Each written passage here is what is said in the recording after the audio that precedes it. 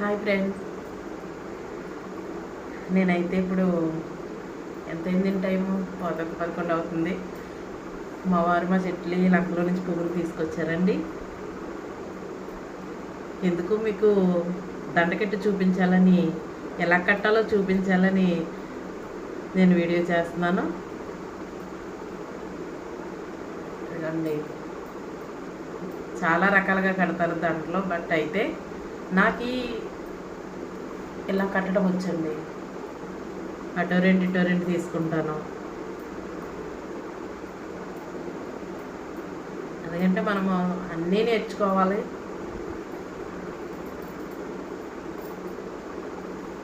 అంతేండి, simple. చాలామందికి కూడా పువ్వుల్లో మాల కట్టడం రావట్లేదు కదండి. అందుకు కాబట్టి